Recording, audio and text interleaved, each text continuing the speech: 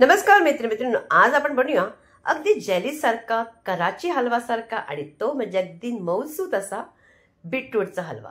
हा हलवा ना वयस्कर मोठी कोणीही खातील अशा पद्धतीचा बनतो आणि खायला जितका चांगला तितका बनवायला सुद्धा सोपा आहे. तर चला आणखीन जास्त काही न बोलता पटकन रेसिपीला सुरुवात करूया. सगळ्यात अगोदर इथे मिक्सरचं भांडं घेतलंय, पण बीटरूट घ्यायचे स्वच्छ अगदी आपली धुवून साली काढून त्याचे तुकडे करून घ्यायचे आणि त्यानंतर इथे मी घेतले 1 कप असं घेतले बीटरूटचे तुकडे आणि बीटरूटचे तुकडे केल्यानंतर त्याच्यामध्ये 1 कप पाणी टाकायचे. अगदी तुम्हाला प्रमाणात सहित सांगेन.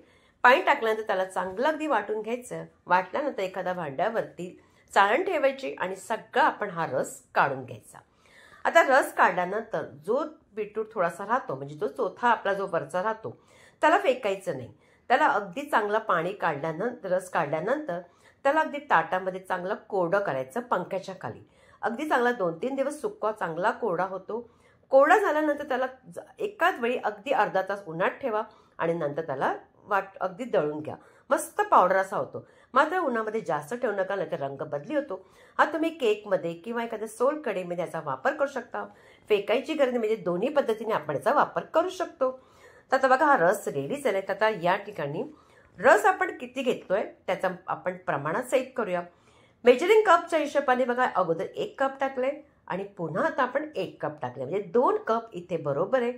तुम्ही कोणतीही नॉर्मल आपली किचनची वाटी घेऊ शकता आणि जरासा तो रस राहिला तो सुद्धा मी याच्यामध्ये टाकणार आहे, म्हणजे तोही आपण वाया घालवायचा नाहीये.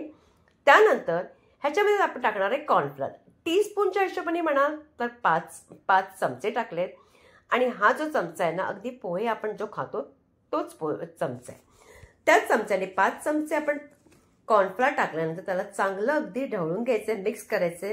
कारण कॉर्नफ्लॉर लगेच तळायला लागतो म्हणून अगोदर ही रस आपण कधी कढईमध्ये घालून कॉर्नफ्लॉर घालायचा नाही. आता हे मिश्रण झालंय तर अगोदर आपण तयारी करूया. एखादं ताट किंवा केक टीन तुमच्याकडे जे काही असेल डब्बा पण चालेल, त्याला तूप लावून घ्यायचं आणि जर तुमच्याकडे एखाद वेळी बटर पेपर असेल ना तर तोही लावून घ्या, म्हणजे तुमचा हलवा व्यवस्थित निघेल. आणि जर नसेल तर काही काळजी करण्याचं कारण नाही.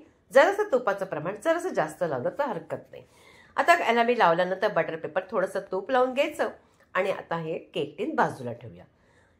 इथे मी घेतले पॅन, त्याच्यामध्ये हा जो रस आहे आपण टाकायचा आहे, पण गॅस मात्र अजूनही लावलेली नाहीये. अगोदर आपण त्याच्यामध्ये साखर टाकून थोडंसं ढवळून घ्यायचंय. साखर टाकायची आपण इथे 1 पाऊण वाटी टाकली मी साखर. वजनी म्हणा तर पूर्ण अगदी 150 ग्राम साखर आहे. साखर अगदी परफेक्ट आहे, कुठेही जास्त गोडी नाही जास्त कमी नाही. ह्याच्याहून कमी जर तुम्ही खात असाल तर कमी टाकली तरी हरकत नाही. आता याला थोडंसं ढवळायचं आहे आणि आता मात्र गॅस लावायची. गॅस लावल्यानंतर अगदी जेमतेम 5-10 मिनटं झाली की अगदी बराचसा तो थोडासा जवळ येऊ लागतो. ते इथे मी टाकले 1 चमचा तूप टाकले. पुन्हा त्याला ढवळायचे. आता तुम्हाला इथे मी वेळही सांगेन. ढवळल्यानंतर पुन्हा हे जेव्हा हा जवळ येतो तेव्हा जेमतेम 15 मिनिटं अगदी परफेक्ट होतात. परफेक्ट 15 मिनिटं झाल्यानंतर पुन्हा त्याच्यामध्ये आणखीन 1 चमचा टाकायचा आहे. अगोदर सगळे आपण टाकायचे नाही, आपल्याला म्हणजे लागेल तितकाच आपण टाकणार आहोत. आता बघा पुन्हा थोडासा घट्ट झालाय.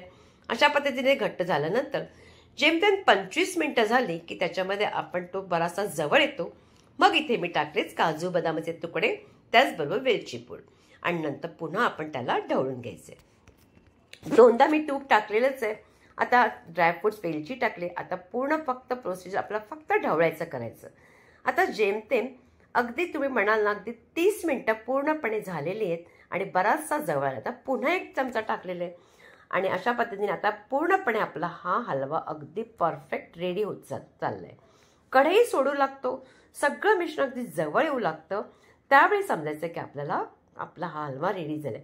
जर कळत नसेल ना तर त्याच चमच्याने किंवा स्पॅच्युलाने जरासा वरती करायचा आणि ते मिश्रण अगदी पटकन पडत नाही, हळूवार पडते बघा, अगदी घट्ट असं पडते. म्हणजे हे मिश्रण सेट होण्यासाठी हलवा परफेक्ट झालाय. पटकन आपण हे सगळं मिश्रण एखाद्या केक टीनमध्ये आपला जे आपण त्याला तूप लावून घेतले त्याच्यामध्ये काढायचंय. काढलं आणि जेव्हा तुम्ही हलवा करता तर नॉनस्टिक असेल ना तर एकदम उत्तम होतं.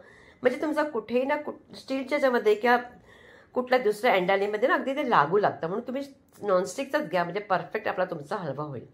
आता हलवा घातल्यानंतर म्हणजे मिश्रण घातल्यानंतर थोडासा डब्बा हलवायचा.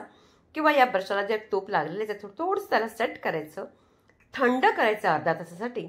आणि अर्धा तास झाला की नंतर आपण त्याच्या स्पॅच्युलाने बाजूच्या किंवा चाकूच्या साहाय्याने अशाप्रकारे कडा थोडासा आपण सोडून घ्यायच्या.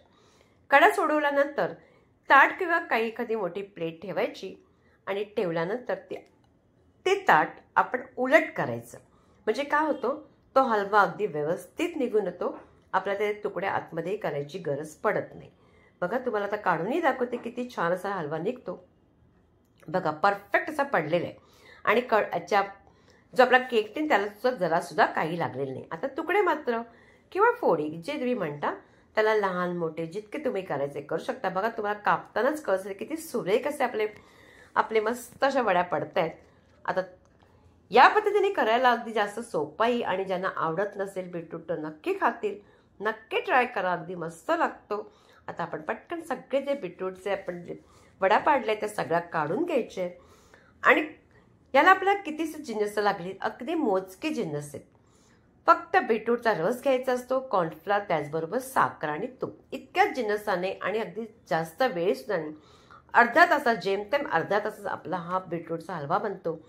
वयस्कर माणसंसुद्धा, वयस्करांना पण तुम्ही देल तर अगदी नरम असल्यामुळे ते खाऊ शकतील, त्यांनाही त्रास होणार. आणि मुलं बीटरूट खात नसतील तर तेही खातील. तर आता बघा, सगळे वड्या मी काढून घेतलेले आहेत आणि तोडूनही दाखवते. अगदी मस्त तुटला जातो. तर कशी वाटली रेसिपी, आवडली का? आवडल्यास जास्तीत जास्त लाईक करा, प्रत्येकांकडे शेअर करा. शॉर्ट व्हिडिओ पाहायला विसरू नका, सबस्क्राईब मात्र करायला विसरू नका. पुन्हा भेटायचे आपण एका छानशा रेसिपी बरोबर.